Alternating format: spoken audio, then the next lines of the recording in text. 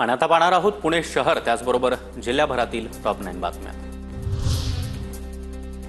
संत तुकाराम महाराजांच्या पालखी सोहळ्याचा आजबेलवडीमध्ये रिंगण सोहळा रंगला। निमगाव केतकी इथं आज पालखीचा मुक्काम असणार, तर संत ज्ञानेश्वर माऊलींच्या पालखीचा फलटणमध्ये मुक्काम असणार।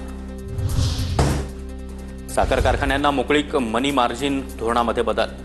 सहकारी साखर कारखानदारांच्या दबावामुळे 3 आठवड्यामध्येच राष्ट्रीय सहकार विकास निगमच्या माध्यमातून देण्यात येणाऱ्या खेळत्या भांडवली कर्ज धोरणामध्ये तातडीने बदल। पुण्यातील पोर्शे कार अपघात प्रकरणामध्ये सरकारी वकिलांचा युक्तिवाद पूर्ण।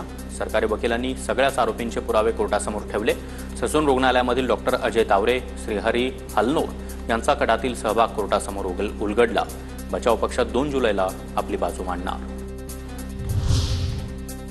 एसटीच्या पुणे विभागाला मे महिन्यामध्ये गेल्या वर्षीच्या तुलनेमध्ये 6 कोटी 30 लाख रुपयांचा जास्त नफा।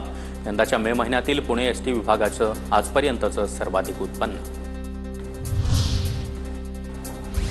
288.17 कोटींच्या श्री क्षेत्र भीमाशंकर विकास आराखड्याला मान्यता। श्री क्षेत्र भीमाशंकर विकास आराखड्याची अंमलबजावणी करा, मुख्यमंत्री देवेंद्र फडणवीसांच्या सूचना।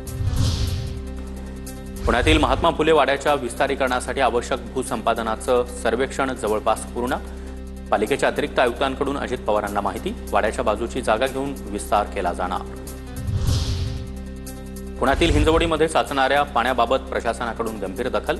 नैसर्गिक नाले बंद करणाऱ्या प्रकल्पांना काम थांबवण्यासाठी नोटीस। नैसर्गिक नाले मोकळे न केल्यास गुन्हे दाखल करणार, पुणे महानगर प्रदेश विकास प्राधिकरणाचा इशारा।